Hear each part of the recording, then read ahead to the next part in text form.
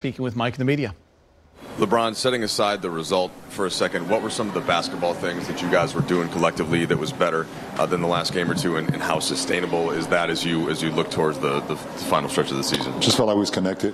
I felt like we was connected from the very first jump ball, and obviously the result is a lot different than we would like, but I felt like that was as collective we've been, or connected as we've been in quite a while, so it was good to have a good feeling out there. Is there something you could put together or put your finger on as to why that connectivity was there? I think the trade deadline is over. So a lot of people got an opportunity just to move on. No, this is what we have. This is what we're going to be together. And, now we make a push.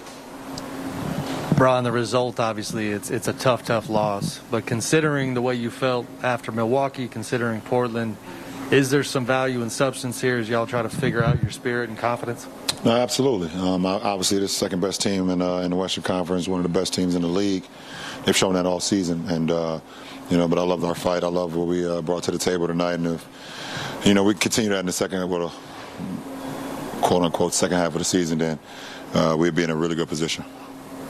LeBron, Frank said that he felt like some of your misses in the fourth had to do with calls that should have gone your way. But other than that, the 1 for 10 and the free throws at the end, how does that sit with you walking away from tonight? Well, obviously I hate not being efficient, especially from the floor. So, I didn't make enough plays down the stretch to help our ball club win. I was 2 for 15 in the second half, which is not like me, but like some of the looks I had, I definitely got hit on a few of my shots, but they did a good job, and I didn't do such a good job of making enough plays to help us win. But it happens.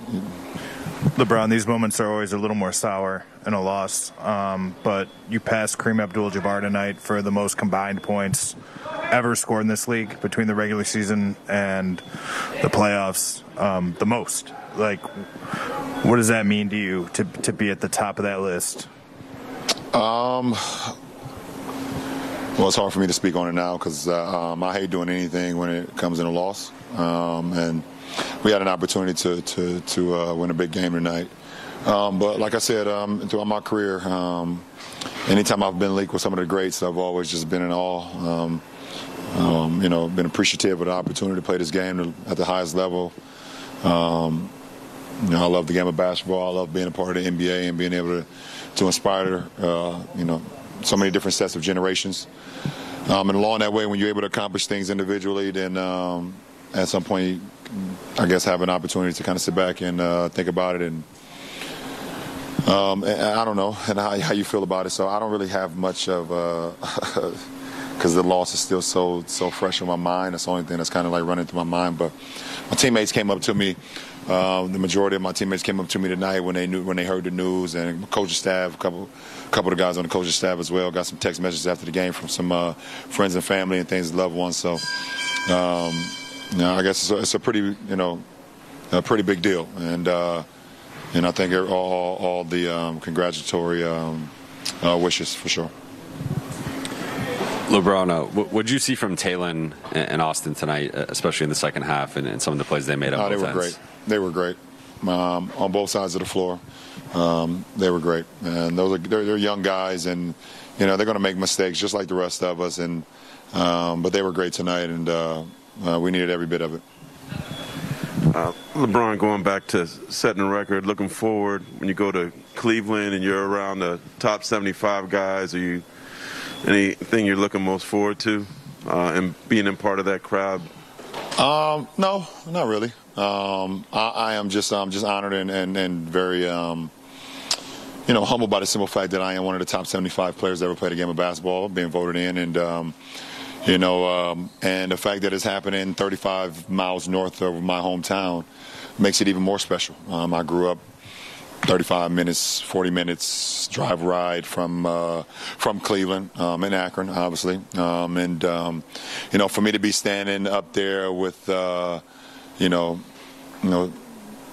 the 75 greatest, and obviously we have some of our 75 has passed away and things of that nature, but they would still get recognized because of what they were able to accomplish while they played the game of basketball and set in so many standards they set. But just to be up there with the greatest of all time is just it's an honor, to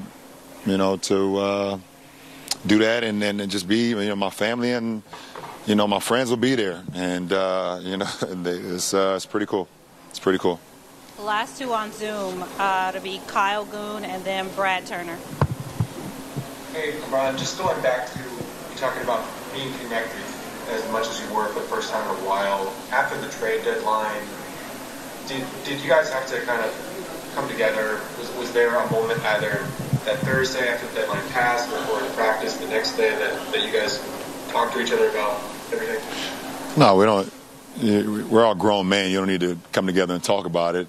You just, I mean, it affects people in different ways, the deadline, and it's human nature. You're hearing your name, you're hearing your name talked about throughout trades and things of that nature. So it's human nature to think about it and either worry about it or just have it grasp your mind from time to time. So there's no need to talk about it. We had a great practice yesterday, and it resulted in the way we played today. Last question, Brad Turner. LeBron, what impresses the most about the way Austin carried himself in that fourth quarter? Nothing has impressed me anymore on Austin. I mean, he's been doing it all year when he's had the opportunity. Kid has hit a game winner this year.